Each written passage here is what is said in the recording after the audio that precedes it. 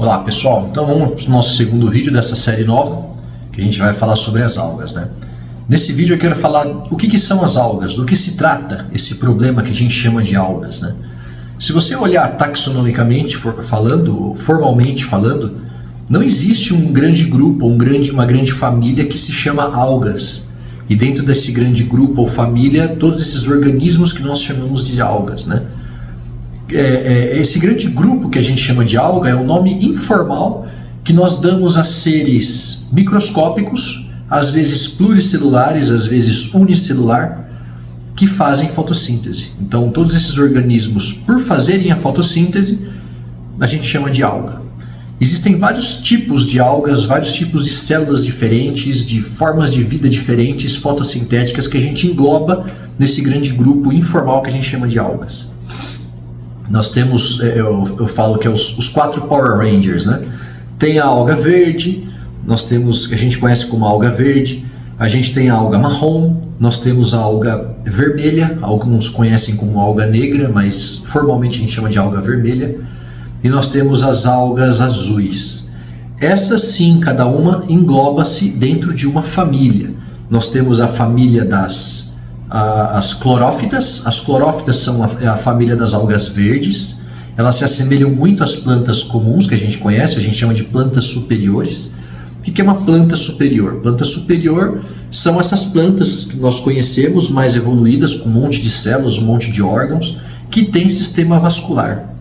Se ela tem sistema vascular que circula seiva, é uma planta superior. Os musgos, por exemplo, não são plantas superiores, mas elas são plantas e não são algas. Tá? Elas têm outras estruturas, mas ainda é uma planta, embora não seja uma planta superior. Não confundam musgos com algas, são coisas diferentes, ok? Então nós temos a grande família das algas verdes, nós temos a grande família das algas marrons. Dentro das que a gente chama de algas marrons, existem as famílias das diatomáceas.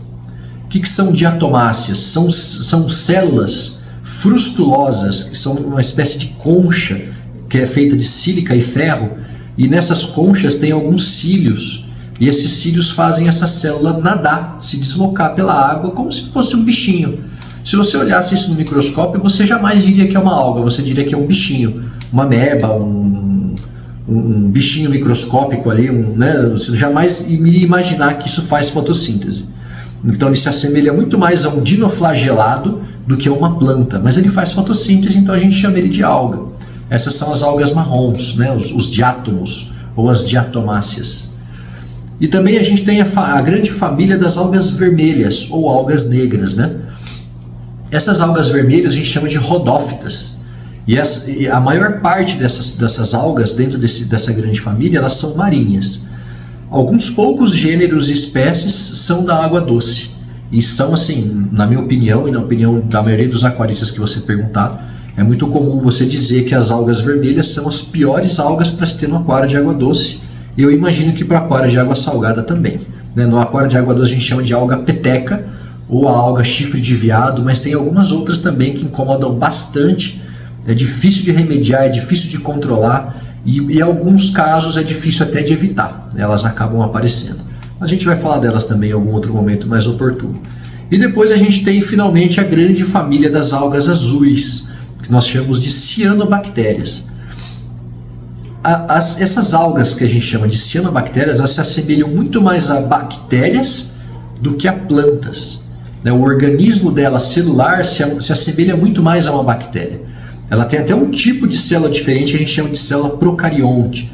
Então é uma célula que não tem um núcleo, que tem um material genético lá dentro, como se fosse uma célula eucarionte. Células eucariontes é a célula dos animais, a célula das plantas, as células dos fungos. É uma célula muito maior, muito mais bem estruturada. Ela tem um sistema de camadas de lipídio muito mais bem desenvolvida, muito mais evoluída. As bactérias não, elas são células muito pequenininhas, com uma membrana simples, e não tem um núcleo, né? O material genético do indivíduo fica disperso dentro do citoplasma da célula. São células muito primitivas, muito simples, mas muito prolíferas. As cianobactérias, por exemplo, olha só que interessante, é a única alga que é procarionte. é a cianobactéria. E ela tem essa fisiologia muito parecida com uma bactéria.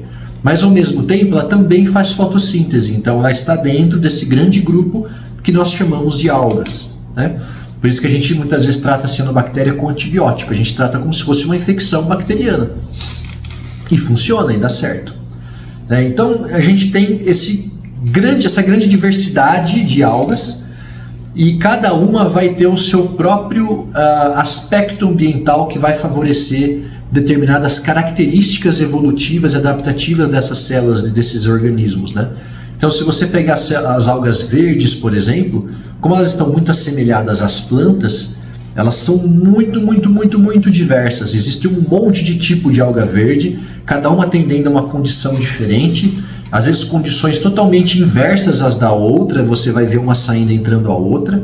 Então, só que entre todas essas algas, costuma ser as algas um pouco mais fáceis da gente combater. Elas são um pouco mais previsíveis, né? As faixas de tolerância de sobrevivência delas em relação a alguns parâmetros são um pouco mais restritos, então é um pouco mais fácil de manobrar o aquário com essas algas.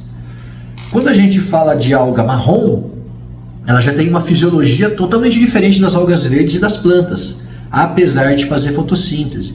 Mas a fotossíntese dela opera com outros pigmentos, numa outra banda espectral de absorção de luz.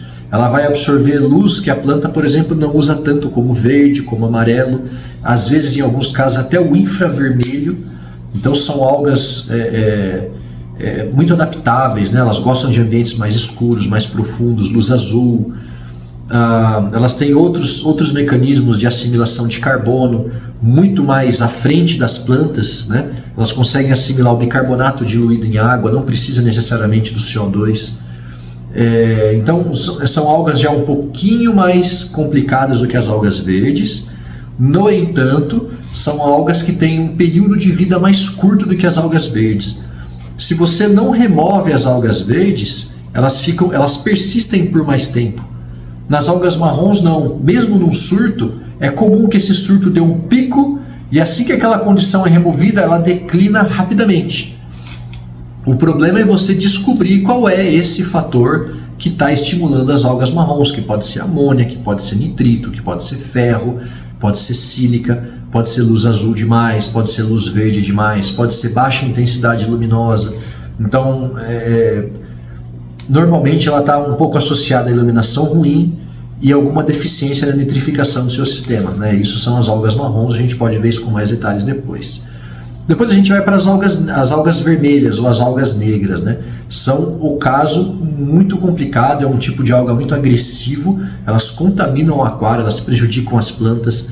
Eu diria até assim, suspeitas, tá? São hipóteses minhas, baseadas em observação e algumas pesquisas e estudos que eu já fiz, mas é muito provável de que as algas que a gente chama de algas peteca, elas se alimentam das plantas quando elas estão em deficiência.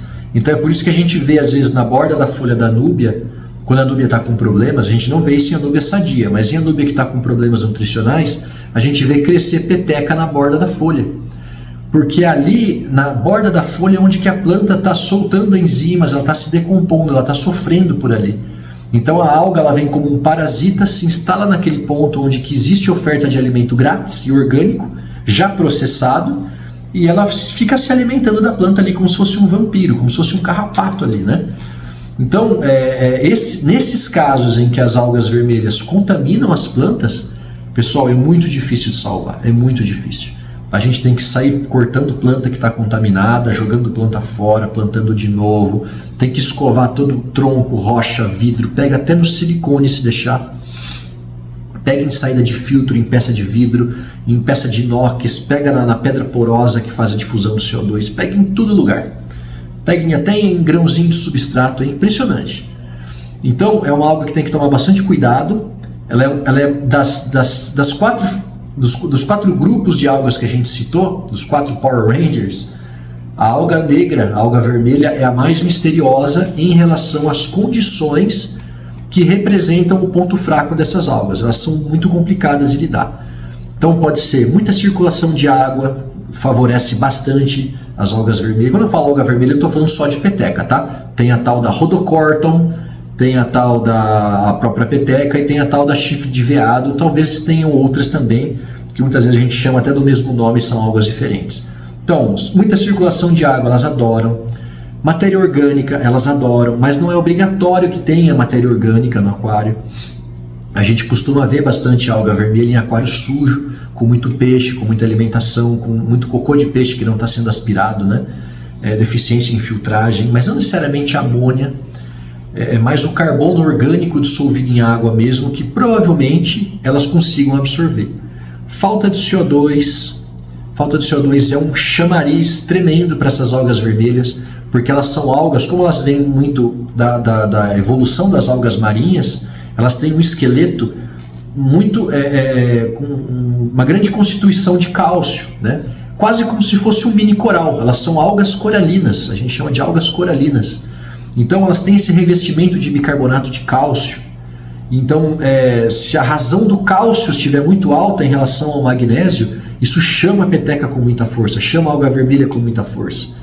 CO2 baixo faz com que se precipite mais fácil o carbonato de cálcio. Aí ela vem com força também. Então a gente tem que manter o CO2 mais alto para tentar evitar, para tentar inibir essas algas. Mas pessoal, mesmo assim, também já vi aquário com CO2 assim muito alto, em 70 ppm, lotado de peteca. Lotado de peteca. Então é uma coisa complicada, assim. No aquário que tem CO2, já é difícil porque ela aparece. Agora você imagina num aquário sem CO2. Elas aparecem mesmo, é muito mais fácil de aparecer.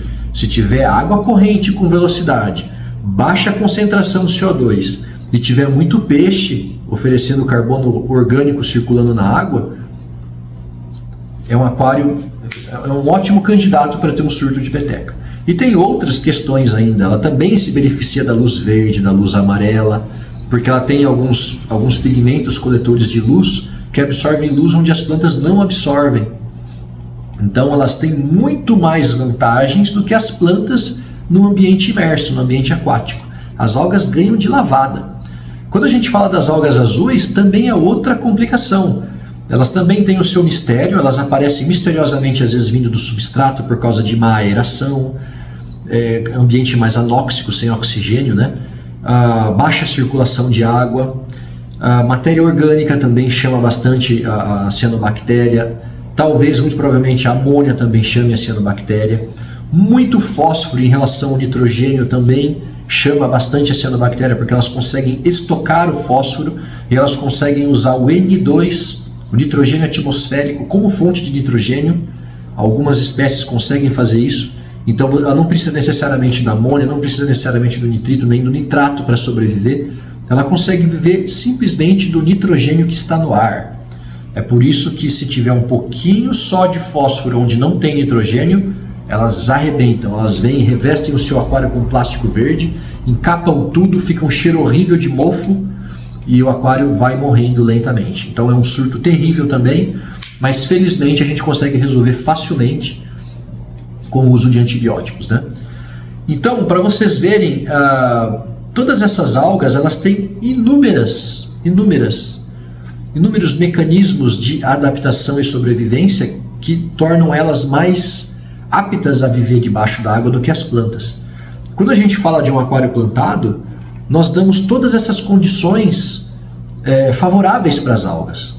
Mas de que maneira que essas algas não formam um surto? O que a gente tem que fazer para essas algas não formarem um surto? Então nós temos que entender qual é esse espectro de luz que caracteriza uma iluminação de baixa qualidade. E não oferecer demais esse espectro. Oferecer mais o espectro benéfico para a fotossíntese da clorofila A e B. A gente pode ver isso também um pouco mais para frente, mas as lâmpadas, as luminárias hoje, os LEDs, eles são estão perfeitamente bem projetados para atender a fotossíntese e não estimular tanto as algas. Tá? A intensidade de luz também errada vai estimular as algas também. A filtragem, a gente não pode deixar sobrar amônia no filtro de jeito nenhum. A amônia vai chamar todas essas 4 famílias, ela vai chamar os Power Rangers inteiro para o seu aquário. A amônia é o pior problema que você pode ter, então muito cuidado com a amônia. O espírito do aquário plantado, a alma dele é a filtragem biológica, não pode errar nesse ponto. Em seguida eu diria que é a luz, tá? Depois da filtragem você não pode errar na luz. Então são muitos mecanismos, são muitas coisas que a gente tem que se atentar.